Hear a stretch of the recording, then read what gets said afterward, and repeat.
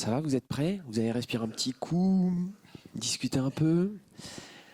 Et ben c'est parti pour cette deuxième table ronde de la matinée. Je vais commencer par me présenter. Je m'appelle Raphaël Poujon. Je suis journaliste et je travaille en ce moment sur différentes questions et notamment sur les questions d'innovation et de prospective au sein du groupe Centre France La Montagne. Et donc aujourd'hui, dans cette fin de matinée, on va parler de cette question des transitions avec un S également et surtout des questions d'urgence écologique. Comment ça impacte la manière de faire de la médiation scientifique? Comment on gère ces questions d'urgence, d'anxiété potentiellement que ça peut déclencher derrière? Comment on parle, comment on évoque le côté positif, potentiellement des futurs souhaitables qu'on peut imaginer partager dans ces moments-là sans tomber dans la simplicité ou le simplisme. Bref, tout un tas de questions qu'on va évoquer ensemble et avec nos intervenantes et intervenants. Il faut se le dire concrètement, parce qu'effectivement, causer de réchauffement climatique, d'effondrement de la biodiversité, c'est pas forcément ce qui fait rigoler dans les ménages de prime abord. On se dit pas super, on va se faire une petite fresque du climat, ça va être génial, on va bien rigoler.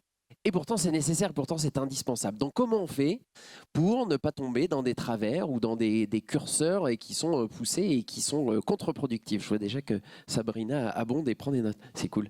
Euh, on va tenter d'y répondre avec les intervenantes et intervenants autour de cette table. Nell Classe, qui est post-doctorante en psychologie sociale au LABSCO. On y reviendra. J'expliquerai ce que c'est le LABSCO pour ceux qui ne savent pas. Ou peut-être vous nous expliquerez même, ça serait mieux. Sabrina Gasser, qui est chargée de communication INRAE Clermont-Auvergne. Alice Mounissami, responsable projet de culture scientifique et technique à la CNAM, Pays de la Loire. Vous venez de loin. Et Yann Voituron, enseignant-chercheur, Université Claude Bernard, Lyon 1, c'est moins loin, membre du collectif Climat et Transition. Vous allez bien tous les quatre? Bon, c'est bien. Faut commencer, c'est important de se demander si on va bien. On n'y pense jamais assez. Justement, je voulais commencer par cette question qui est un peu perso. À tous les quatre, une réponse rapide, une double question avec une double réponse rapide si possible. La première question, c'est comment vous vous sentez dans ce contexte d'urgence écologique, sociétale et tout ça? Est-ce que l'éco-anxiété, ça vous parle à titre perso? Ça vous touche ou pas? Et deuxième question, pourquoi c'est important d'être là aujourd'hui pour vous? Voilà. Donc, je vous laisse répondre dans l'ordre que vous voulez. Et après, j'imposerai des ordres de réponse. Et aussi, petit préalable, n'hésitez pas à rebondir aux propos les uns des autres pendant cette table ronde. Et on gardera un moment pour les questions et réponses, bien évidemment, à la fin de ce temps. Eh bien, bonjour à tous. Donc, pour répondre à la question, oui, je me sens concernée de par mon métier, bien évidemment, et INRAE est très engagée dans ces questions-là. Je me sens aussi engagée à titre personnel parce que j'ai 2 filles de 9 et 12 ans qui sont souvent interrogées par cette éco-anxiété. Je ne veux pas qu'elles grandissent en se disant que c'est terrible, qu'il n'y a rien à faire. Je veux aussi les engager à titre personnel en tant que citoyenne, quoi. Donc, double engagement pour moi. Et pourquoi c'est important d'être là ce matin? Eh bien, pour partager des points de vue, des initiatives, et puis parler de ce que les chercheurs, moi je vais plutôt parler au nom des chercheurs d'INRAE, peuvent faire pour apporter leur pierre. Merci Sabrina. Bonjour à tous. Moi, première question, je vais dire à peu près la même chose, c'est-à-dire qu'à l'échelle personnelle, il y a un certain nombre de choses qui m'apparaissent cruciales et à la fois pour nous, notre génération et les générations futures. Moi aussi, j'ai des enfants. Donc moi, ils sont un peu plus vieux. J'en ai de 24, 22 et 14. Et à 10 ans, ils étaient tous super volontaires pour sauver la planète. À 22 et 24, un peu moins. Donc j'essaye de comprendre au quotidien cette espèce de mutation intellectuelle. Et puis le deuxième, moi, je suis un scientifique pur jus, issu de l'université. Je suis rentré à l'université en 1991. Je ne suis jamais vraiment sorti. Et donc voilà, en tant qu'universitaire, on se doit, nous, on acquiert de la connaissance, donc on se doit d'être acteur de la médiation. Nous, c'est devant nos amphis et devant notre système universitaire, mais voilà, les scientifiques, on se doit sortir un peu de notre tour d'ivoire, on doit aller voir la société. C'est assez pratique pour nous de rester dans nos universités, c'est assez confortable. Et puis venir se confronter à vous, qui faites de la médiation scientifique, c'est important, et puis aller devant les élus, devant tous ces gens-là qui comprennent peut-être un peu moins la science dure, mais leur expliquer est assez pédagogue. Voilà pourquoi je suis là aujourd'hui. Merci beaucoup Yann. De votre côté, mesdames. Merci. Tout d'abord, juste une petite précision. En fait, je dirige le pôle Sciences, Société et Transition au CNAM. Ah, c'est Et important. donc, ça a toute son importance parce que c'est un changement, une redirection du pôle de culture scientifique du CNAM vers l'accompagnement des transitions Ouais, c'est à hyper intéressant. travers la médiation scientifique. Ok. Donc, ça a complètement transformé notre posture au sein du pôle. Le pôle s'appelle Sciences, Société et Transition. Sciences, Société et Transition. Eh oui, effectivement. Et donc, alors effectivement, je trouve que c'est le fait d'avoir intégré la question des transitions dans mon métier, dans la comme thématique phare du pôle. Ça en fait un risque au travail, quoi. Je trouve. Enfin, c'est pour moi je veille à ce que mon équipe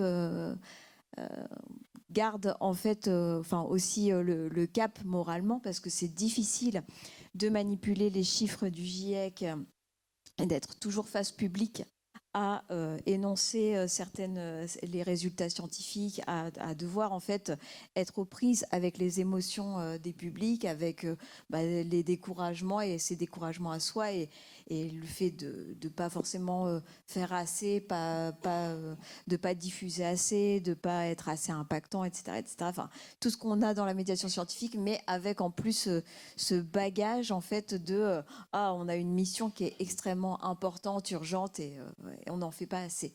Donc ouais, c'est un vrai risque à titre professionnel.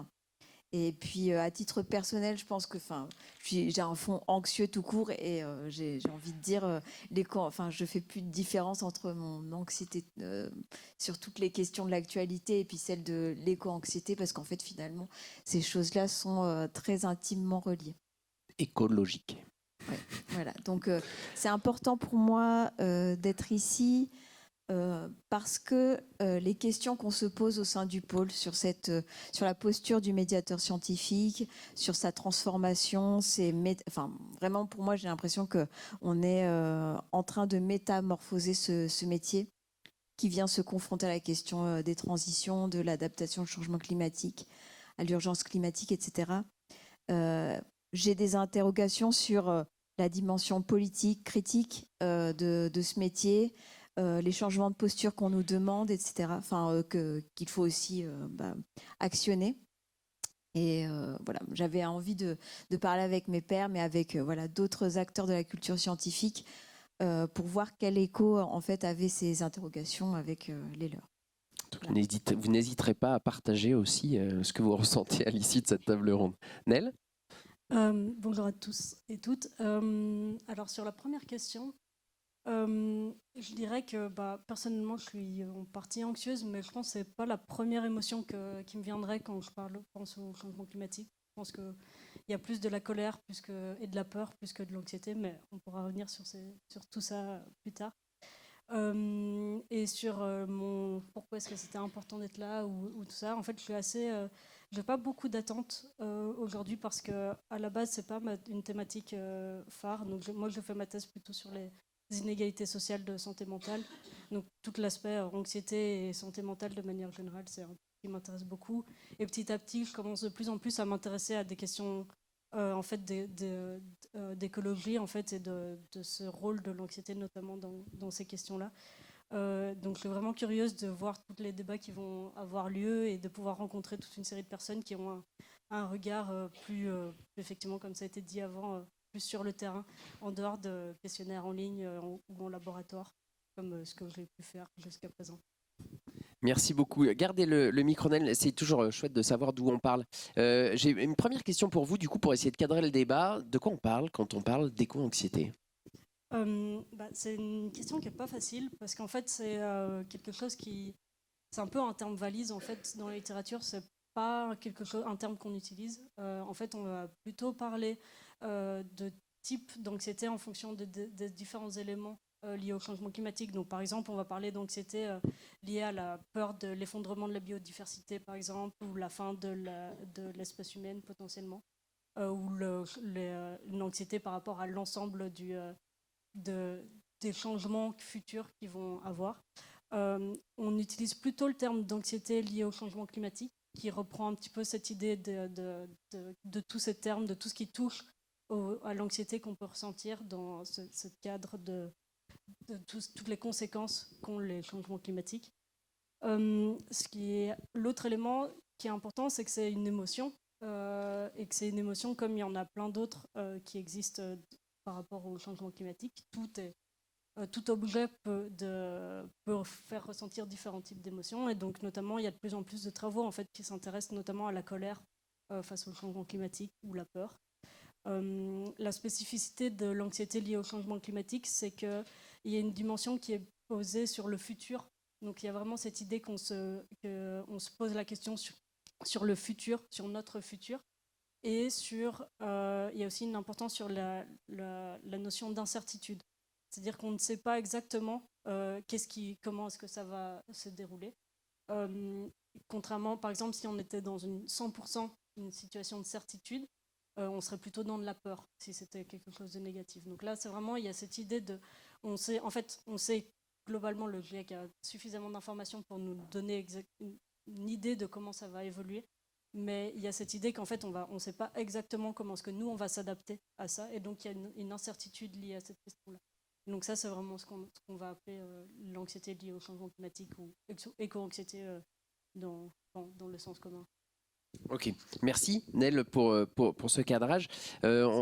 Oui, bien sûr. Un deuxième élément, donc c'est en fait, peut-être juste parce que j'ai oublié de le dire, quand on parle d'éco-anxiété, en fait, donc on parle bien d'une émotion et pas de quelque chose qui est une pathologie. Donc il y a pas c'est pas une pathologie qu'on peut retrouver notamment dans le DSM, qui est le livre de référence qui définit toutes les pathologies de santé mentale. Donc on parle vraiment d'une émotion. Et d'ailleurs, on va en fait la distinguer entre deux éléments. Quand on va interroger les gens sur leur niveau d'éco-anxiété, on va les interroger d'une part sur à quel point ça les inquiète et à quel point ça leur pose des questions au niveau cognitif et émotionnel. Donc par exemple, j'avais noté quelques questions, c'est par exemple on leur demande d'évaluer à quel point mes préoccupations au sujet du changement climatique m'empêchent de m'amuser avec mes amis et ma famille, par exemple. Ça, c'est des questions qui sont posées. Ça, c'est une première dimension. Et il y a une autre dimension qui est plutôt à quel point ça va nous impacter au quotidien, dans notre vie quotidienne. Et en fait, celle-là, elle est effectivement plus dangereuse dans le sens plus problématique pour la santé mentale. Parce que l'OMS définit la santé mentale comme un moment où on vient impacter, qui vient changer notre mode de vie dans la vie quotidienne. Donc ça, par exemple, quand on pose ces questions-là sur les empêchements dans la vie quotidienne, ça va être par exemple, il est difficile pour moi de m'endormir lorsque je pense au changement climatique, ou il est difficile de me concentrer quand je pense au changement climatique. Donc ça, c'est vraiment cette idée que ça peut nous impacter dans notre vie quotidienne, et c'est cette partie-là qui peut être problématique dans l'anxiété face au changement climatique. Merci beaucoup Nel. Ça fait complètement le lien, Alice, avec ce que vous disiez à l'instant sur le flou entre la frontière du pro et du perso et du fait de la charge mentale et émotionnelle qui peut s'imposer. Est-ce que c'est des choses que vous dites, comment vous gérez ça dans votre travail au quotidien, justement aujourd'hui, dans ce risque que vous essayez de contenir? Qu'est-ce que vous mettez en place pour essayer d'accompagner les gens avec lesquels vous travaillez sur essayer de réduire ce risque, ou du moins d'en faire une force peut-être aussi, peut-être? Alors, tout d'abord, je pense que la visée de tous les dispositifs qu'on conçoit au sein du pôle ont maintenant ce point commun de travailler sur la notion de capacité à agir. Et donc, à contrario de la fresque, par exemple, on sait animer une fresque, mais on ne laisse pas les gens finir une fresque et partir comme ça dans la nature. On reste pas sur le constat d'apocalypse généralisée. Et l'idée, c'est plutôt de dire, et maintenant, en fait, comment vous sentez, de vraiment essayer d'accompagner la dimension émotionnelle et aussi la dimension d'action collective. Comment se structure l'action collective au sein de notre territoire? Où est-ce que je peux prendre ma place, etc. Donc, on va vraiment aller chercher ce dernier temps de débrief avec les participants, le public, pour les laisser partir sur soit des premiers pas vers un travail collectif, vers aller chercher des pairs pour se réfléchir ou enquêter sur quelque chose en fait qui les concerne, une problématique sur laquelle ils aimeraient avancer et puis pouvoir se mobiliser. Et aussi, voilà, donc on essaye à la fois de dire, c'est chouette d'avoir des éco-gestes, etc. Mais nous, on a vraiment ce parti pris que la médiation scientifique, elle sert à réfléchir à la structuration démocratique, à la structuration des collectifs et comment en fait on se soutille pour travailler en collectif. Et donc voilà, l'idée pour nous, pour notre propre santé mentale en tant que médiateur et pour la santé mentale des publics, c'est de travailler sur les leviers d'action, sur un travail qui n'est pas fini. Enfin, en fait, l'idée, c'est plutôt d'ouvrir la curiosité sur ce champ de connaissances, mais de laisser un petit peu infuser, mais aussi de faire sentir aux gens qu'en fait on est une communauté de personnes qui gravitent autour de ce sujet et que finalement on n'est pas 3-4 pauvres éco-anxieux en fait tout seuls. Notamment, j'aimerais bien rebondir sur ce que disait Nel. En fait, moi, plus en plus au sein du pôle et dans nos discussions, on parle aussi d'écolucidité. Parce qu'en fait, on a tendance dans les débats, dans les discussions que je vois beaucoup, que j'entends beaucoup autour de moi, on utilise beaucoup le mot éco-anxieux comme les éco-anxieux, ces espèces de gens qui fauteurs de troubles finalement en fait qui n'arrivent pas à contenir leur anxiété et puis voilà ils viennent nous embêter et voilà il y a ce côté un peu. Il faut les faire. C'est les relous de l'équipe, quoi. Ouais, les relous, les éco-anxieux, c'est un peu les relous qui voilà, qui voient tout en noir, tout ça. Voilà, sont trop pessimistes sur l'avenir, etc.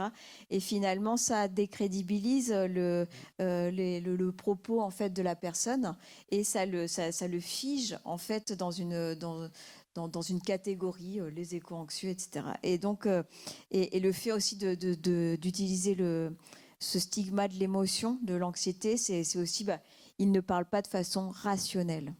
Donc il y a aussi qui est embêtant pour les médiateurs scientifiques quand même. Et notamment en fait de se dire, la parole de cette personne est purement émotionnelle.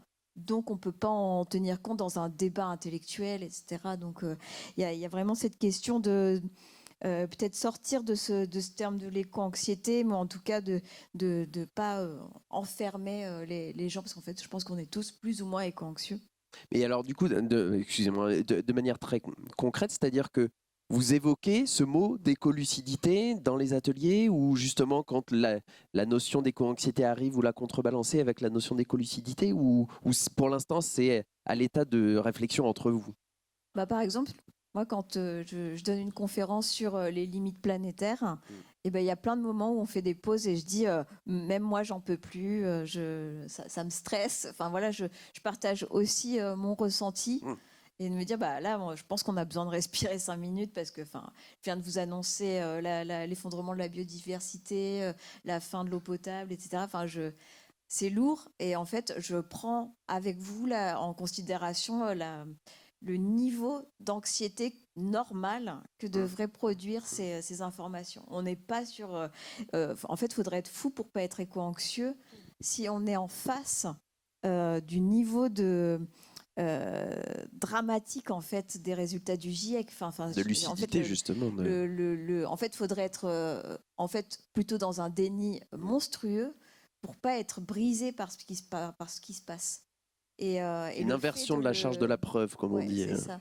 Et en fait, le fait de l'accepter, de lui donner de la place dans la médiation scientifique, de donner de la place à l'accompagnement des émotions et pas que de l'anxiété, mais voilà, ça me fait peur, mais ça me met aussi en joie de savoir qu'on peut peut-être aller vers un monde meilleur que celui qu'on est en train de construire là aujourd'hui, etc.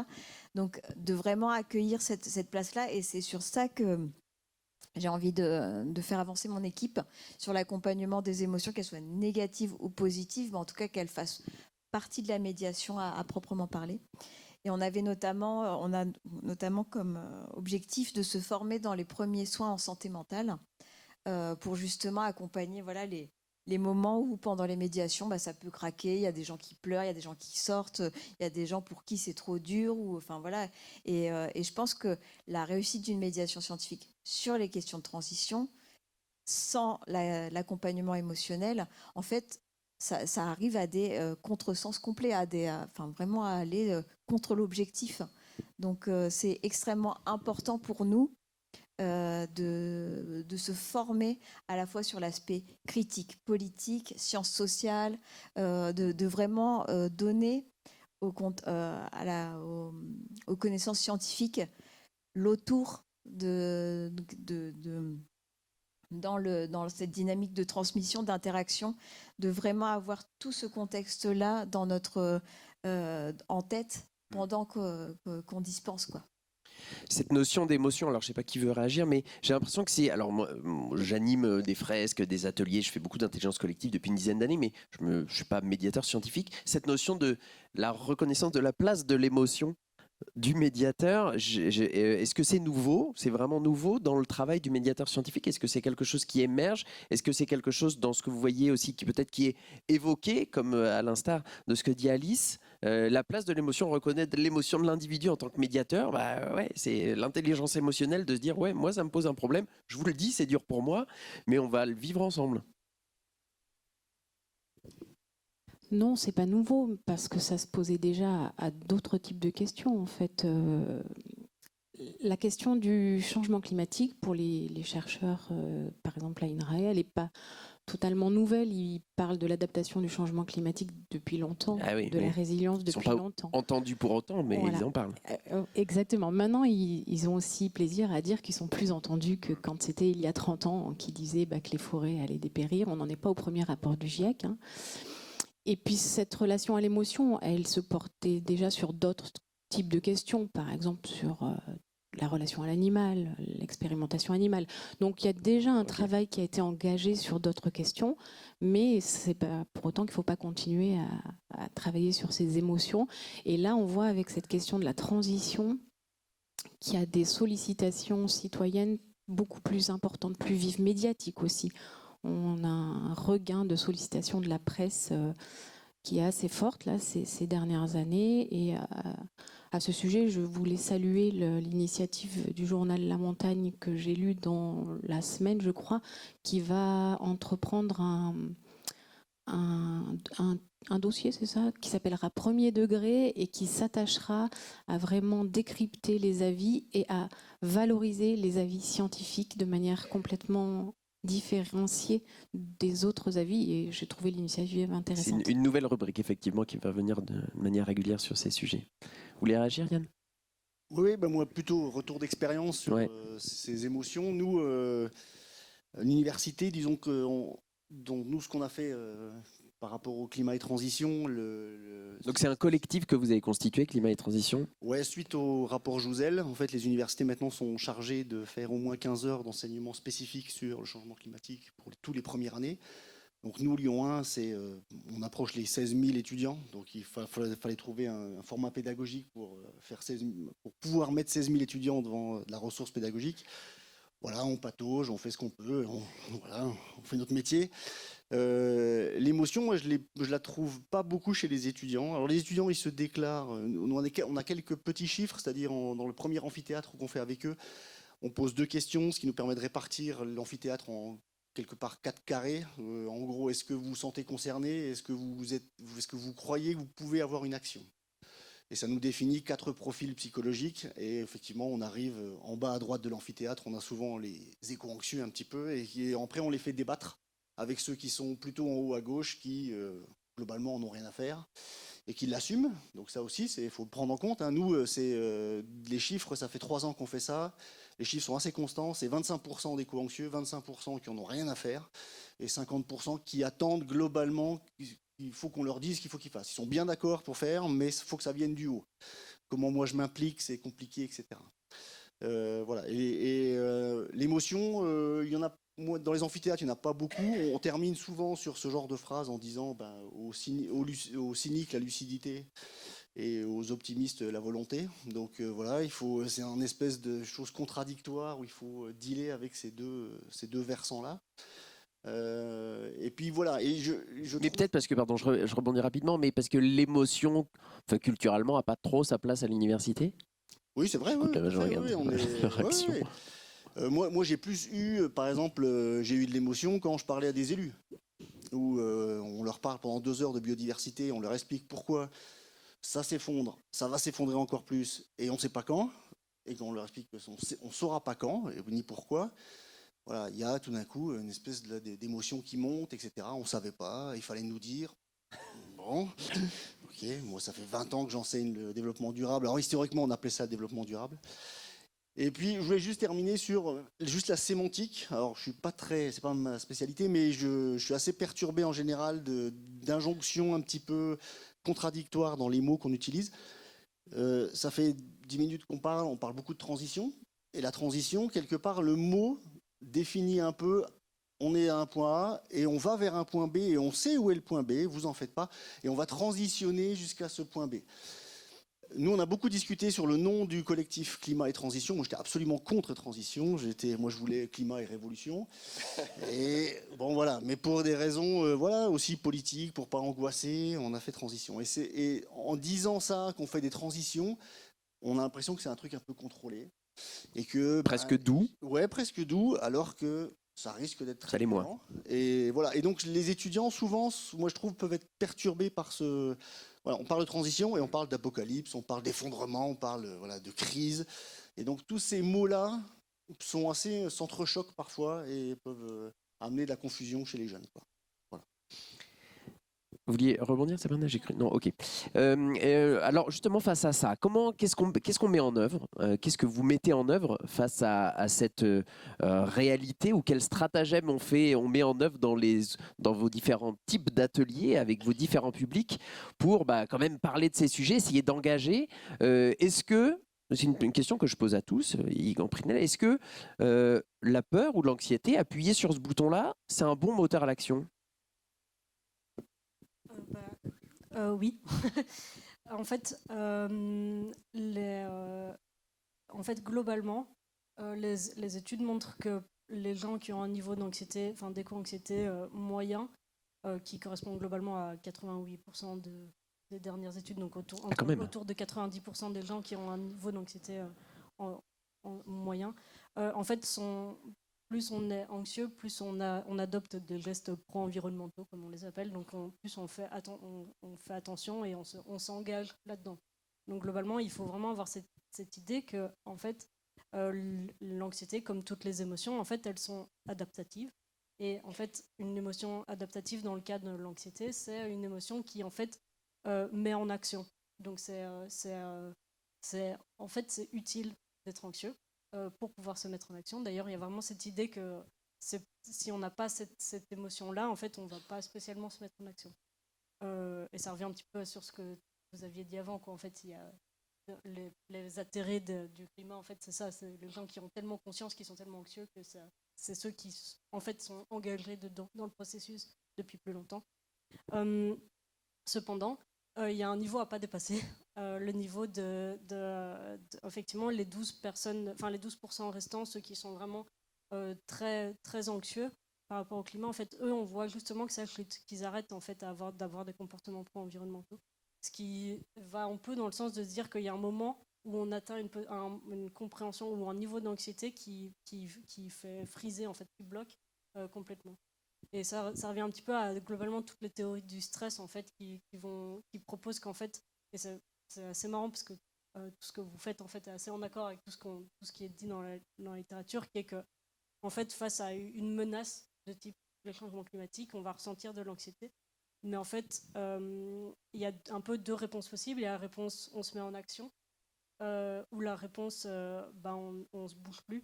Et en fait, ce qui détermine l'un ou l'autre, c'est la perception qu'on peut être efficace face à cette menace. Efficace individuellement, mais aussi collectivement. Il faut qu'on sente collectivement qu'il y ait quelque chose qu'on puisse faire. Donc il y a vraiment cette idée que je pense c'est vraiment très utile en fait d'avoir ces données des billes, enfin pas que faire une explication de ce qui va se passer, mais aussi d'inclure l'importance les capacités qu'on a à se mettre en action collectivement aussi pour ça. et la nécessité qu'on soit collectif sur ça. C'est souvent ce qu'on entend dans la bouche notamment des activistes ou des militants et militantes sur le fait que le meilleur remède, et d'ailleurs je crois que dans les études psychologiques aussi et psychosociales ça revient, le meilleur remède contre l'éco-anxiété c'est la mise en action. Et effectivement le fait de reconnaître, c'est quelque chose que vous ressentez vous aussi, vous l'évoquiez tout à l'heure, et même la constitution du collectif, bon c'est obligatoire, mais le fait de se ressentir comme un collectif, de ressentir qu'on fait partie d'un tout, ça aide justement à se mettre en mouvement ou à se rassurer et à avancer face à ces sujets-là. Oui, quand on fait partie d'un collectif assez similaire, c'est vrai, mais il faut aussi peut-être aller au-delà et ça fait écho à toutes les actions qu'on met en place, qu'on appelle la science participative. INRAE a été un des premiers organismes de recherche depuis 2015 à actionner ce levier et maintenant on voit que c'est de plus en plus mis en œuvre un petit peu partout pour co-construire en fait des scénarios du plus fictif au plus réaliste, mais co-construire avec l'ensemble des acteurs qui peuvent avoir leur part, leurs idées. Et, donc y compris le public, hein, c'est ça pour le expliquer. citoyen, effectivement. Et, vous pourriez nous donner un exemple d'un projet que vous avez mené ? Cet après-midi, il y a donc des ateliers dédiés à ça, où il y aura 2 exemples très différents, hein, sur l'alimentation des enfants et un autre sur l'avenir de l'élevage laitier. Hein. Donc on peut co-construire sur des échelles complètement différentes.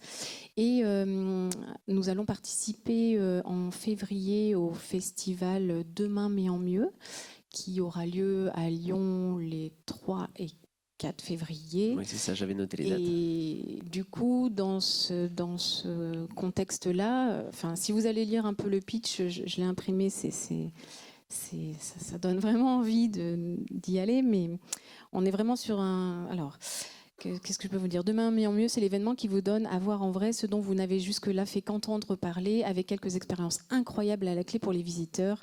Et ce qui rend l'événement encore plus sympa, c'est la volonté de rester 100% accessible en famille, une visite, un vaisseau spatial, tout est proposé, rien de moins. À nous, à Yggdrasil, on a fini par trouver les auteurs de science-fiction censés, depuis Jules Verne, être les visionnaires de nos prochains horizons. Oui, c'est très... Et donc, c'est orienté solution positive, voilà, entre guillemets, c'est ça ? C'est orienté solution positive avec un angle science-fiction. Donc, nous, à INRAE, on a trouvé notre place là-dedans. Ça peut faire sourire, mais... On rebondira derrière. Je crois que c'est des sujets sur lesquels vous travaillez aussi. Alors, pas la science-fiction, mais la fiction. Oui, ouais. Mais voilà, tout en restant quand même... réaliste. Voilà, on ne veut pas non plus tomber dans des excès fictifs. Donc, à l'occasion du festival Demain mais en mieux, on va présenter un projet de recherche participative qui s'appelle Coccinelle, qui a pour objectif de co-construire l'élevage laitier du Massif central avec toutes les parties prenantes. Et on propose une animation de réalité virtuelle où on emmène les citoyens sur notre expérimentation au cœur du Cantal, et pour leur montrer comment chacun peut apporter sa pierre et comment chacun peut contribuer à des projets de recherche pour faire avancer la société, l'économie, l'élevage en l'occurrence. Et alors donc ça, ce levier de participatif, c'est un vrai levier d'engagement des publics, ça développe l'engagement des publics ? Oui, tout à fait, ça développe l'engagement des publics et on voit vraiment l'évolution. Quand on commençait les recherches participatives en 2015, c'était complètement décalé de ce que la recherche avait l'habitude de faire. Tout à l'heure, quelqu'un parlait de tour d'ivoire. On voit que ça progresse et le fait justement d'aller nous, je parle de chargés de com, médiateurs, etc., avec les chercheurs sur ce type d'action-là, c'est aussi pour les aider à développer cet engagement-là. Alice, est-ce que je peux vous proposer de réagir du coup sur des ateliers que vous travaillez, notamment sur les questions de fiction ? Est-ce que vous pouvez nous en raconter un peu les tenants et aboutissants et comment ça a un impact ?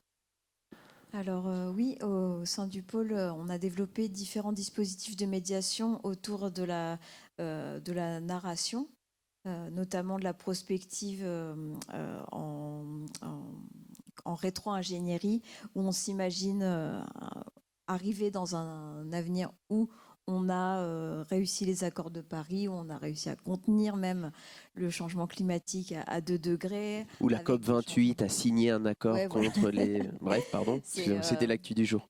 Et c'est, oui, exactement, c'est une triste actualité. Et en fait, on demande aux gens d'imaginer ce qui s'est passé entre 2023 et 2046 pour arriver là.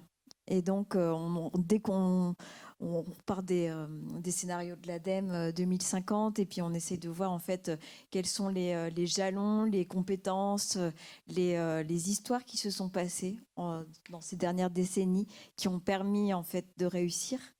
Et en se mettant en action collectivement, en essayant de mobiliser l'aspect juridique, scientifique, technique dans cette construction d'histoire, on va aller travailler la dimension collective du récit et la dimension individuelle. Quelle place j'ai moi dans le récit?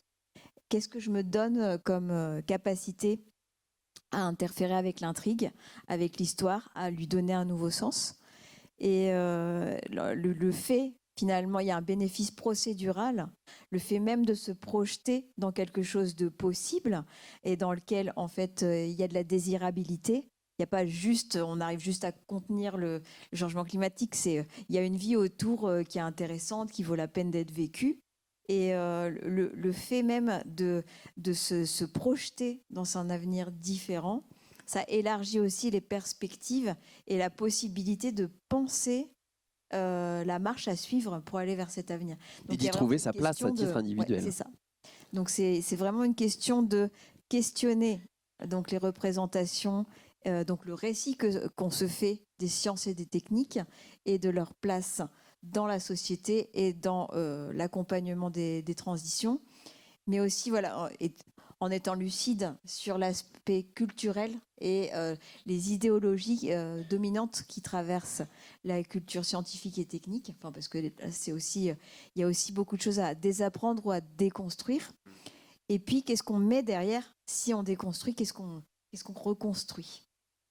Donc, c'est l'utilisation de la fiction, c'est un peu pour essayer de reprogrammer ce qu'on imagine être l'issue des choses. Retravailler les imaginaires, en fait, c'est ça, qui sont à la base d'une mise en mouvement aussi de tout un chacun.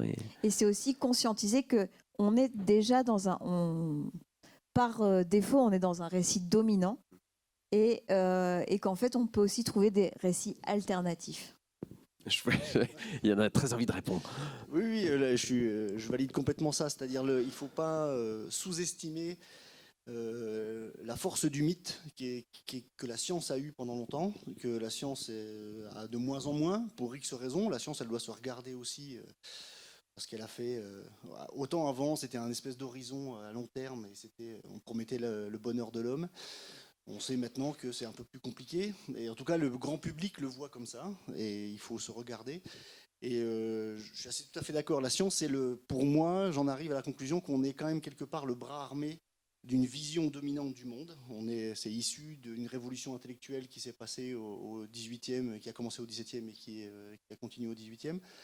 Et pour nous, la science, c'est quelque chose de naturel. On baigne dedans, même si la table ronde d'avant, on a vu que la culture scientifique était peut-être à travailler, mais globalement, on baigne dedans depuis tout petit, et c'est acquis. Or, il y a plein d'autres visions du monde. La science n'est qu'une vision du monde, et il y en a plein d'autres. Et voilà. Et la science est une des filles de la philosophie, par exemple, qui a inventé la nature. Voilà, la nature n'existe pas. Je vous invite à lire Philippe Descola. Et du coup, la nature, il y a plein de cultures et de philosophies dans d'autres parties du monde le mot nature n'existe pas. Et on se rend compte que, puisqu'on a donné un nom à la nature, on en a fait un bien et une ressource qu'on peut exploiter. Un environnement dans lequel l'homme s'est extrait. Exactement. Et a visé à dominer. Voilà, et que nous-mêmes, nous étions une partie de la ressource. Donc on va se manger nous-mêmes à un moment. Et donc voilà. Et donc ça, c'est vraiment une construction intellectuelle. Et cette construction, je pense qu'il va falloir qu'on la détruise, hein, en tout cas partiellement, pour reconstruire quelque chose, un lien avec la biodiversité, un lien avec le non-humain. Et donc, quelle est notre place là-dedans? Et donc, effectivement, la fiction peut largement aider à ce genre de choses. Ça me fait réagir, ça me fait penser à des fresques que peut-être d'aucunes animent ici ou connaissent, la fresque des nouveaux récits, qui travaillent sur ces leviers-là. Comment on gère sur ce curseur entre, malgré tout, quand on travaille sur les nouveaux récits, les imaginaires, les futurs fût-il souhaitable. Comment on gère ce curseur entre lucidité de ce qui va être possible et potentiellement les rêves d'avenir merveilleux? Comment on ne tombe pas dans un simplisme ou un monde des bisounours où tout sera possible, tout fonctionnera et on aura réglé tous les problèmes pour ne pas être contre-productif aussi. C'est-à-dire l'idée, c'est pas de vendre du rêve qui serait pas lucide justement. Comment on fait pour gérer ce curseur-là? Une question dure. Je pense quand même qu'il y a un facteur temps qui est important et qui est réel dans la recherche et qu'il ne faut pas négliger même dans ces cas-là et prendre le temps d'élaborer des scénarios, peut-être du plus fou au plus réaliste, mais prendre le temps et construire de manière co-construite, réfléchie. Le temps me semble une clé importante. Et quand on est dans les ateliers, comment est-ce que vous arrivez à gérer ça justement? Alors, avant de passer à un processus de narration, on accompagne toujours, enfin, le préambule, c'est toujours un apport de connaissances objectifs sur voilà, les ordres de grandeur du changement climatique, c'est quoi les leviers d'atténuation, de limitation des émissions de gaz à effet de serre. Donc on rentre aussi un petit peu dans le dur de c'est quoi la machine climatique, etc. Parce qu'en fait, on a besoin de ça, on ne peut pas initier un processus d'idéation sans cadre. Et donc, on donne un cadre qui est perfectible, mais avec nos ressources, etc. Et aussi, dans la construction de la narration, on va aller chercher des références en sciences sociales, en sciences humaines, parce que justement, quand on construit des récits, on va aller mobiliser des mythes, des idéologies, des manières, des prismes de lecture du monde.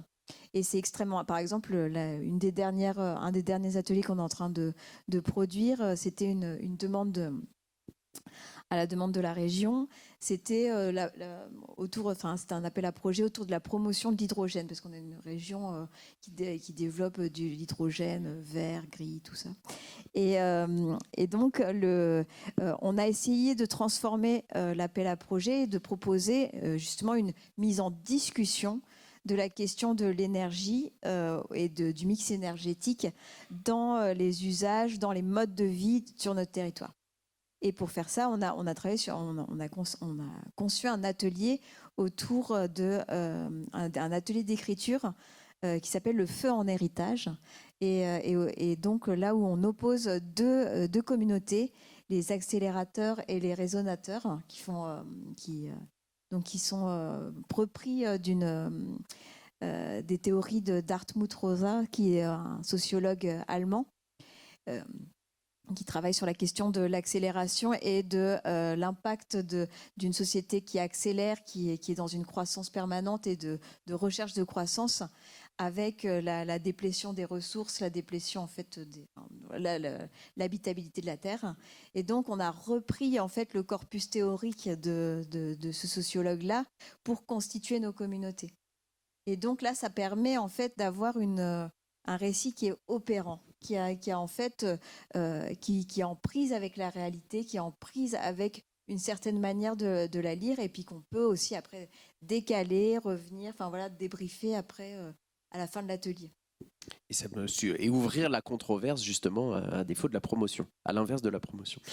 Sabrina, je crois que vous avez travaillé sur un exemple aussi concret du futurisme, c'est ça, le guide touristique, vous pourriez nous en dire quelques mots ?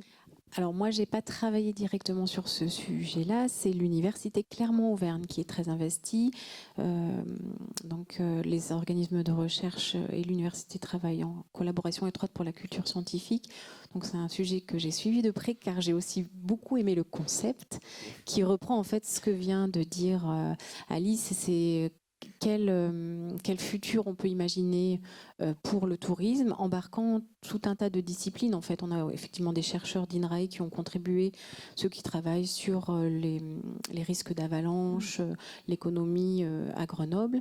Et en fait, c'est quel récit imaginaire on peut faire, mais tout en restant dans une réalité pour 2050. Et je vous invite à aller voir. En fait, c'est des vidéos très, très, très bien faites, pas très longues, et couplé à plein de ressources, toujours important de donner les ressources et le cadre, qui sont en ligne. Merci. Je voulais qu'on évoque aussi... Non, on est bon. Je voulais qu'on évoque aussi la place de la posture de l'animateur et du médiateur scientifique ou des intervenants qui sont... Aujourd'hui, est-ce que vous sentez une évolution dans la place et dans la posture que doit avoir le médiateur Est-ce que, historiquement, le public peut associer science à égale neutre, à la neutralité. Est-ce qu'aujourd'hui, ce paradigme est remis en question ou pas ? Je me tourne vers vous parce que je connais déjà la réponse, Yann. Mais, n'hésitez pas à réagir vous aussi après. Voilà, nous, en tant que scientifiques, moi je suis issu d'un laboratoire d'écologie. Donc ça fait, on travaille sur les problèmes de l'eau, les ressources en eau. On est un peu les Cassandres, vous l'avez dit, depuis une vingtaine d'années. On voit les chiffres. J'ai rien dit, moi. Non, mais tout le monde le dit. Et voilà, on a vu les chiffres, les modèles commencer à s'affiner et à prédire des choses qui ont été largement confirmées par les faits. Et les scientifiques, on a eu longtemps cette position de dire, nous, on est là pour éclairer et on n'est pas là pour juger, on n'est pas des politiques, c'est aux politiques de faire le travail, etc. etc. Ça bouge doucement dans les laboratoires. Les laboratoires se posent de plus en plus alors deux questions. Les laboratoires ont commencé à dire c'est très bien, en particulier quand on faisait de l'écologie. Voilà, on dit à tous les autres qu'il faut changer parce qu'on va vers la catastrophe. Et nous, qu'est-ce qu'on fait ? Et globalement, on s'est rendu compte qu'on faisait business as usual aussi. C'est-à-dire que notre système de production scientifique nous entraînait aussi vers l'accélération. Il fallait publier de plus en plus vite, il fallait avoir plus de sous, voilà. Donc on était complètement emmenés dans ce système-là et on a bien du mal à s'en sortir, pour être franc. Et puis, donc du coup, il y a eu des initiatives comme Laboratoire 5.1 qui ont commencé à dire voilà, il faut que nous on change aussi nos pratiques pour qu'on soit un petit peu dans ce mouvement-là. Et puis la deuxième chose, c'est il y a de plus en plus de scientifiques qui commencent à dire, voilà, on a montré le problème, maintenant il faut s'investir. Le problème, c'est que nous sommes à la fois citoyens et à la fois scientifiques, et du coup, en sciences, on a des tutelles. Et donc, à un moment, est-ce que moi, Yann Voituron, j'ai le droit de dire que si je vais à une manifestation et que je me colle la main sur le bitume, est-ce que j'ai le droit de dire que je suis Université Lyon 1 ? Voilà, c'est une vraie question. Mon laboratoire, il est aussi accrédité par le CNRS. Est-ce que j'ai le droit de dire que je peux mettre un autocollant CNRS sur ma chemise quand je fais une manifestation ? Donc, c'est des choses qui remontent de manière extrêmement franche maintenant. Vous n'avez pas de réponse, là ? Si, on a eu des débuts de réponses qui sont des réponses à la normande, c'est-à-dire, voilà, on comprend bien les tutelles qui ne peuvent pas complètement valider tout et n'importe quoi en termes d'action. En même temps, ils disent, vous avez de la connaissance, vous avez une posture aussi, vous pouvez adopter des postures un petit peu plus militantes, mais faites attention, restez dans le cadre légal, etc. Voilà les réponses qu'on a. Donc les laboratoires se questionnent. Il y a déjà des collègues qui sont partis dans Scientifique Rébellion, qui ont déjà fait un certain nombre de choses, donc ça bouge. C'est encore la minorité. Voilà. Et pour être franc, nous, on n'est pas représentatif. Moi, je suis dans un laboratoire d'écologie. Mes collègues, quand je vais en colloque, sont des écologistes. Donc, du coup, on est tous d'accord sur le constat et on est presque tous d'accord pour rangir parce qu'on est un petit peu anxieux. Mais quand on va discuter avec les mathématiciens, quand on va discuter avec les physiciens, etc., il y a moins de retours parce qu'ils sont moins confrontés au quotidien. Donc voilà, on est peut-être nous les plus radicaux dans ce moment-là, et les radicaux, c'est pas forcément eux qui font bouger le système. Et dans votre relation avec vos étudiants, vous êtes transparent là-dessus ? Ouais, on l'est de plus en plus. Mais en amphithéâtre, j'essaye quand même de rester le plus neutre possible. Et si à la fin, des étudiants viennent en bas de l'amphithéâtre et hors le cadre du cours ou de l'intervention, voilà, on peut un peu plus être à cœur ouvert. Voilà. Sabrina, oui. Alors, INRAE a tenté de répondre à la question que ces chercheurs se sont aussi posées et a élaboré une charte d'expression publique que j'ai emmenée en me disant peut-être qu'on en parlerait. Elle est en ligne, donc elle essaye de donner un cadre, mais un cadre ouvert, où chacun peut aussi parler en tant que citoyen ou en tant que chercheur. Et les communicants comme moi, on est là aussi pour accompagner les chercheurs dans comment ils peuvent se positionner, même si c'est vraiment pas facile. Mais voilà, on travaille là-dessus en fait. On sent qu'il y a un vrai besoin qui n'existait pas forcément avant, notamment lié à toutes ces interpellations, comme je disais tout à l'heure, qui sont plus nombreuses. Est-ce que c'est une demande de la part des... Annelle, vous vouliez réagir? Oui, en fait, sur 2 éléments. Le premier, c'est que en psychologie, et particulièrement en psychologie sociale, il y a vraiment un mouvement quand même qui est de plus en plus franc quand même de la part des chercheurs et chercheuses de se questionner sur leurs pratiques. Et notamment, il y a l'association francophone de psychologie sociale a lancé un groupe de travail sur la question de la position des chercheurs là-dedans et de comment est-ce que les scientifiques en psychologie peuvent contribuer à le futur qui arrive. Ça, c'était le premier point. Et sur la question de base, en fait, c'est quoi en fait, il existe un petit peu des pratiques de communication pour ne pas trop amener à trop d'éco-anxiété, on va dire. Et sur comment est-ce qu'on parle du changement climatique. Et notamment, il y a un peu 3 éléments. Il y a le premier élément qui est en fait accepter que seulement donner des informations, c'est rarement efficace. En fait, on le sait très bien que toutes les campagnes de prévention Ça ne suffit pas, sinon ça marcherait depuis 30 ans. C'est ça.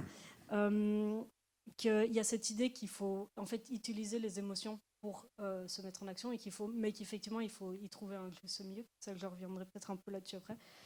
Et notamment, il y a cette idée que en fait, notamment, l'émotion de colère, elle amène à plus d'envie d'effort collectif, alors que l'anxiété, elle va être plus individuelle. Donc, en fait, en acceptant l'idée qu'on peut aussi être en colère, en fait, ça joue aussi sur l'idée qu'on a envie de faire un effort collectif.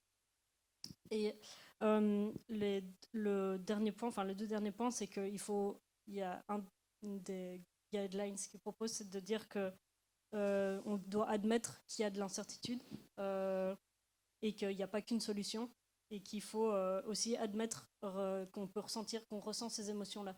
Donc on doit accepter, il faut, comme Alice le fait, en fait, de dire c'est normal de ressentir ces émotions. C'est vraiment cette idée-là que l'acceptation des émotions, c'est devenu vraiment le point. Ça ne veut pas dire qu'on dit que c'est... qu'on n'en fait rien, en fait. C'est juste dire qu'on ressent cette émotion, c'est normal de la ressentir, mais en fait, ça n'empêche pas d'en faire quelque chose. C'est la conscience et l'intelligence émotionnelle et ce qu'on en fait derrière. Et vous vouliez revenir sur un autre point, sur la place de l'émotion et le levier? Oui, mais alors ça peut être un petit peu sur la fin aussi. Ok, on y reviendra en mode conclusion. Alors. Alice, sur justement la posture de l'animateur, du médiateur, engagé, transparent, neutre. Oui, j'ai l'impression qu'en fait, comme les chercheurs-chercheuses, il y a la même translation qui se fait dans l'arène publique finalement. Et historiquement, les médiateurs scientifiques ont accompagné les récits dominants du progrès, de la technique comme solution, etc. Donc, comme les chercheurs, finalement, on a aussi cette transformation de notre place au sein du débat public. Et donc, ça pose à la fois la question, quand on parle des enjeux de l'Anthropocène, ça pose vraiment la question de notre militantisme, enfin, de nos engagements politiques et comment ils transparaissent dans nos médiations. Alors moi, je sais que je ne suis pas neutre et que je ne le serai jamais. Je crois plutôt en la transparence, enfin, en tout cas la possibilité de dénoncer comment je me situe dans le débat, comment j'ai conçu ma médiation, donner les sources et aussi donner les possibilités de fournir un contradictoire. C'est extrêmement important pour moi de dire là par exemple j'utilise telle théorie sur la réflexion sur l'Anthropocène vue par cette école de pensée, mais il y a d'autres personnes qui pensent ça m'intéresse moins, ou j'ai moins creusé la piste, mais ça existe. Et voilà, de quand même montrer que je me suis positionnée et que c'est possible de se positionner sans être prosélyte. Voilà, mais c'est vraiment pas facile sur les Ouais. questions de transition parce qu'effectivement, on engage notre corps, tout là-dedans.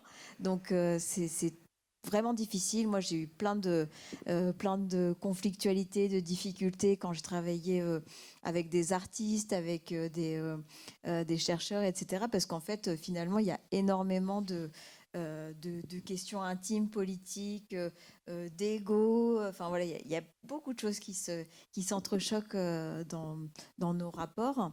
Et en fait, pour moi, c'est pas neutre que les médiations scientifiques commencent beaucoup à se croiser avec les pratiques artistiques, parce que je pense qu'intuitivement, on va aller chercher la dimension spirituelle, la dimension critique dans ce croisement de disciplines.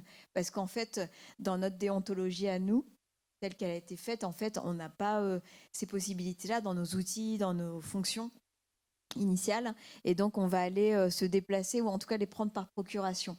Et donc, en fait, je pense que là, c'est vraiment une question de transformer la déontologie des métiers de la médiation scientifique qui se pose. Parce qu'en fait, finalement, derrière la question des enjeux de l'Anthropocène et de dealer des savoirs sur les questions de l'Anthropocène, il y a une question profondément éthique. Et là, et donc, qui va aller raisonner, en tout cas transformer la déontologie de nos métiers.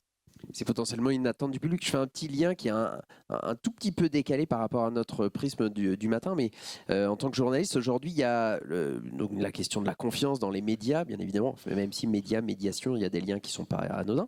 Il y a un baromètre qui est publié chaque année sur la confiance dans les médias par Kantar et Lacroix, et dont un des résultats disait que 66% des personnes interrogées sont favorables à l'engagement des médias ou journalistes, au fait qu'ils soient transparents face aux causes qui leur tiennent à cœur. Donc, peut-être on peut se poser cette question-là, alors on regardait du côté du médiateur, mais potentiellement du côté du public, c'est des attentes aussi qu'ils ont dans le fait de dire, mais lui ou elle qui a l'air de savoir beaucoup de choses, du coup, il en pense quoi à titre individuel ? Est-ce que moi, ça va me rassurer ou pas ? Ou comment je peux me positionner par rapport à ça ? Un petit mot rapidement, parce qu'après, il faudra qu'on ait un petit mot de conclusion. Alice ? Oui, alors donc moi je suis aussi donc j'enseigne dans un master de journalisme scientifique. Enfin, je viens de cette formation-là et on fait des cas comparés en fait de ce que c'est le journalisme en France, en Italie, et puis de comment est pensé le changement climatique en Occident ou dans les pays du Sud et dans les pays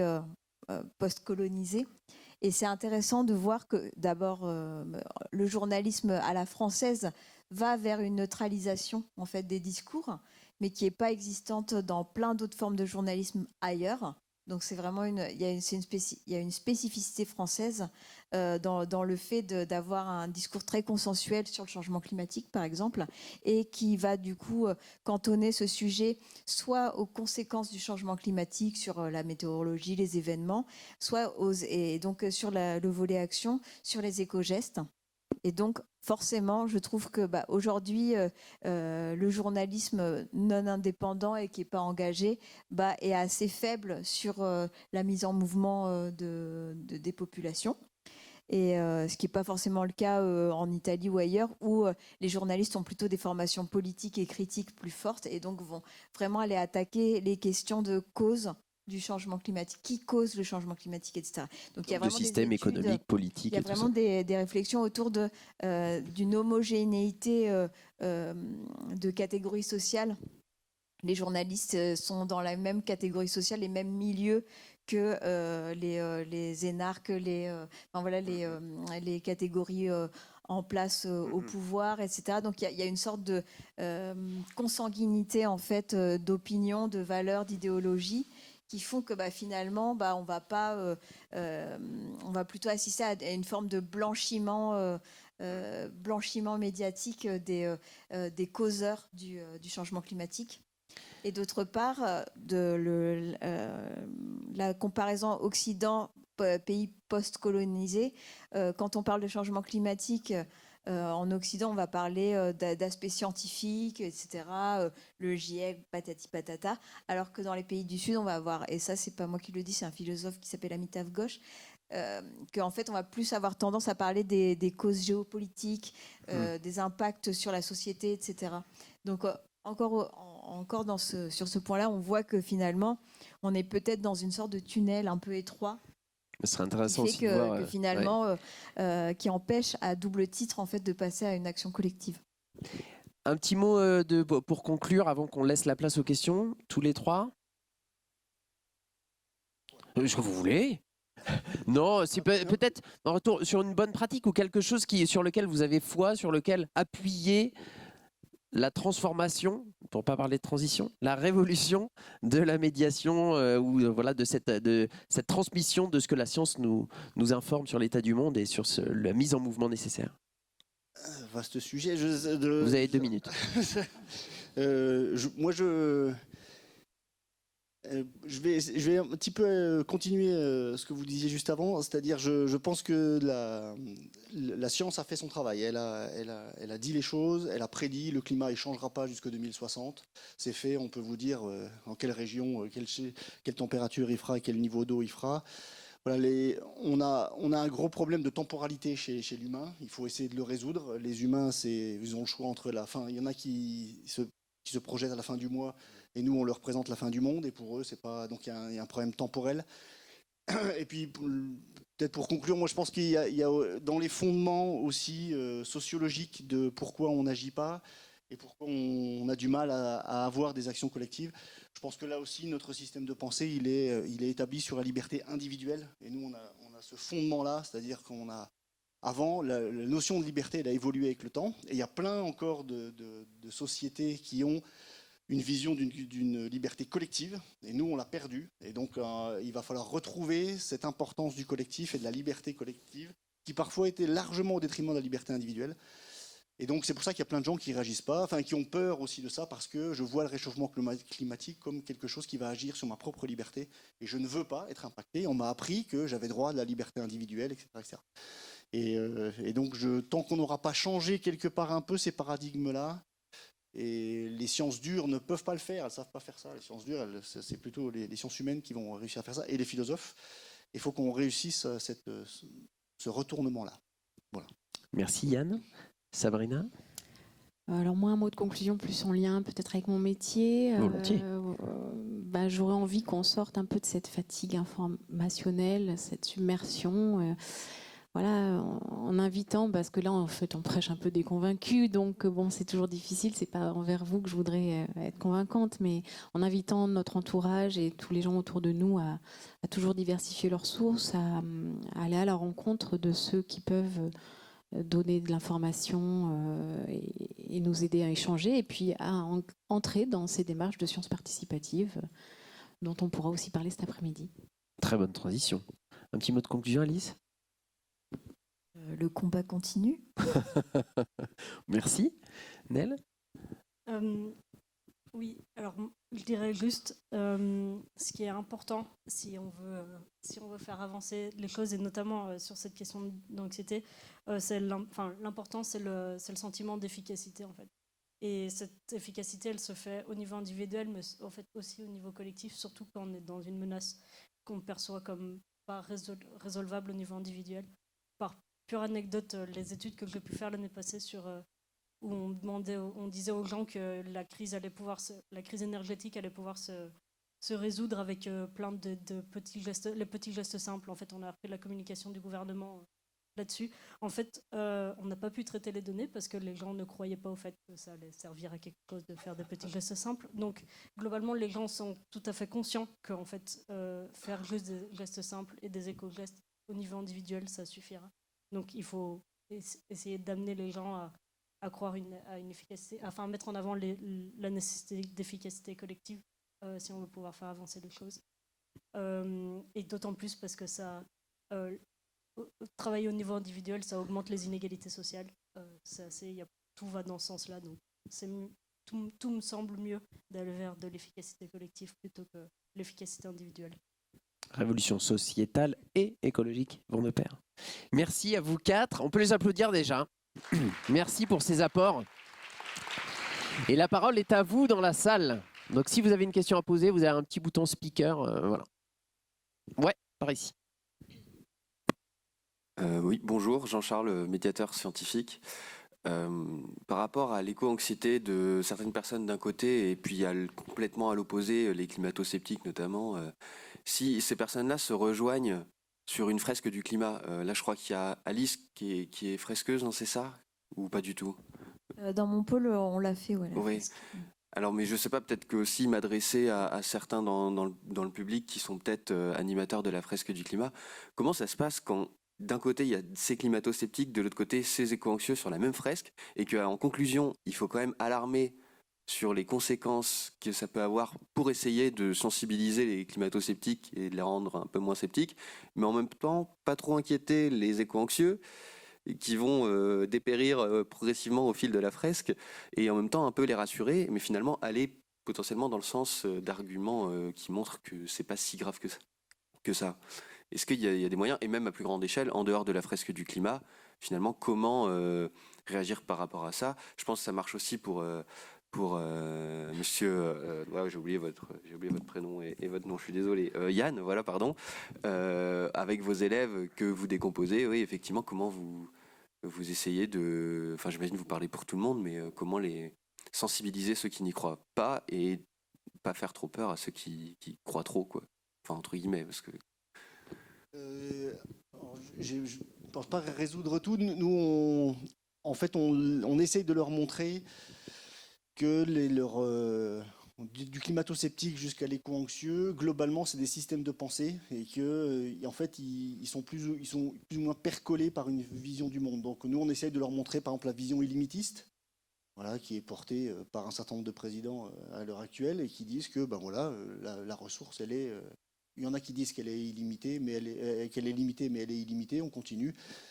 Il y a même des schémas de pensée qui disent qu'il faut aller encore plus vite parce que c'est tant qu'on a l'avantage. Il y a certains pays qui pensent que tant qu'ils ont l'avantage, ils vont aller jusqu'à l'épuisement des ressources et c'est comme ça, ils auront l'avantage dans le nouveau monde, celui qui sera post-pétrole. Et donc voilà, c'est une vision illimitiste. À l'inverse, vous avez les effondristes, etc. Et donc en fait, ces gens-là rentrent quand même un petit peu dans des catégories, des visions du monde. Et après, voilà. Voilà, toujours, je me cache toujours un peu derrière mon statut d'universitaire en disant, ben voilà, on doit quand même être neutre. On montre, alors voilà, on n'est pas très bon, on n'est pas bon du tout sur l'émergence des émotions, etc. On ne sait pas faire, il faudra qu'on apprenne. Mais voilà, c'est comme ça. On essaye, nous, dans le petit collectif La Climat et Transition, on essaye de faire des amphidébats et qu'ils discutent entre eux. Et nous, on a pris la position d'essayer quand même de se retirer du maximum de ces débats parce qu'on a vite l'étiquette de mais de toute façon, c'est vous qui avez généré le problème, c'est votre génération, vous le saviez avant, pourquoi vous n'avez rien fait? Voilà, donc on essaye que ce soit plutôt eux qui essayent de se convaincre les uns les autres, de s'écouter. Voilà, c'est ce qu'on essaye de faire. Est-ce que vous voulez réagir? Non, c'est ok, pas de réaction. Est-ce qu'il y a des gens dans la salle qui veulent... Ouais, Alice. Rajouter un petit élément. Par ailleurs, sur un des dispositifs que j'ai conçu qui s'appelle Nantes Futurable, et puis j'ai beaucoup cette dimension qui revient beaucoup dans mon travail, c'est la dimension territoriale. On imagine des choses, on débat sur quelque chose de réel qui a des limites physiques réelles qu'on connaît tous et un territoire auquel on est chacun attaché. Donc on part d'un point de départ où en fait on est attaché, on a un point, on travaille sur un diagnostic du réel qui est commun. Sur quoi et donc là le travail qu'on fait dans ces dispositifs de prospective par la cartographie, c'est déjà de réfléchir à qu'est-ce que c'est l'image du réel qu'on a en commun. Parce qu'à partir de là, en fait, on ne peut pas discuter avec quelqu'un qui a une image du réel, une idée du réel qui est différente de la nôtre, en fait. Enfin, c'est à partir de là, c'est justement pas, voilà, on ne peut pas faire ça. Enfin, donc le climato-scepticisme, déjà, il faut pouvoir le défaire autrement. Et donc, l'idée de partir sur quelque chose de concret où les gens savent ont un savoir expérientiel sur un territoire, des connaissances sur ses limites physiques, etc., on peut peut-être avoir déjà une amorce possible de dialogue, de mise en débat sur quelque chose sur lequel on a un cadre qui nous rassemble. Et puis, derrière, quand on tricote une histoire, on peut aussi se mettre à distance en tant que personne et se dire, ok, j'expérimente au sein du récit une possibilité d'avoir une autre opinion, un peu différente, d'être autre que moi, de ne pas avoir les mêmes moyens, de ne pas avoir la même idée, personnalité, etc. Et donc, la fiction a ce côté en fait assez génial d'expérimenter en sécurité, de penser autrement et de faire autrement. Et donc, c'est ça qui est intéressant en fait pour confronter en fait des positionnements qui pourraient être paradoxaux, parce qu'en fait, dans la fiction, ils peuvent se retrouver sur d'autres plans, d'autres dimensions d'entraide. Souvent, dans les jeux de rôle, on parle de quête avec des groupes, des hordes qui viennent, où chacun a des qualités, a des possibilités d'aider le groupe. Et en se fixant en fait sur ces dynamiques de personnages, ces dynamiques collectives, finalement, on peut réussir aussi à constituer des affects, une disposition à croire l'autre, à l'écouter et puis à rentrer en fait dans son point de vue. Et je pense que c'est vraiment ça la question d'accepter le point de vue de l'autre, de se décaler dans son propre point de vue, qui est importante et qui est une notion, enfin sûrement un des axes importants pour maintenir la démocratie en fait dans nos sociétés. Merci. Donc, choper les lunettes d'un climato-sceptique pour tester, pour voir comment c'est rigolo. Et pour être fresqueur à titre perso aussi, en fait, on voit de moins en moins de climato-sceptiques et de plus en plus de climato-relativistes. Donc, c'est une autre espèce, un autre regard, une autre paire de lunettes encore, et qui aborde les choses de manière encore différente. Donc, voilà, la réponse est malheureusement complexe, face à des sujets complexes. Y a-t-il d'autres questions dans la salle? Oui, par ici. Bonjour, Émilie Barra-Duval, donc coordinatrice du réseau éducation environnement en Auvergne, où on rassemble donc une bonne centaine d'éducateurs à l'environnement. Ils sont professionnels pour intervenir justement auprès de différents publics, que ce soit les adultes, donc les écoles ou autres, justement sur ce volet-là. Après, ce qui est important, donc, c'est de développer différentes pédagogies.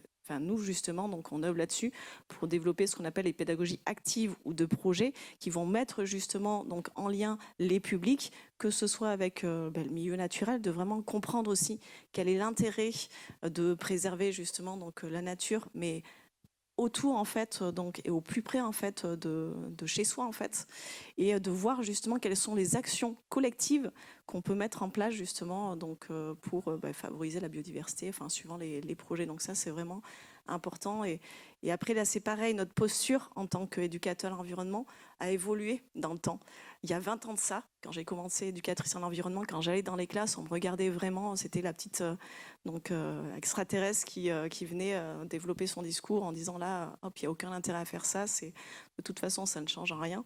Alors que là, maintenant, avec justement le discours et les études amenées du GIEC et aussi donc, vos discours en tant que scientifiques amènent une crédibilité hyper importante donc pour nos métiers justement, donc on fait l'éducateur à l'environnement, et on voit que les liens aussi avec les chercheurs donc sont importants dans ces projets-là, et on développe de plus en plus justement des liens avec des chercheurs ou dans les projets où on intègre aussi des recherches participatives, des sciences participatives et autres.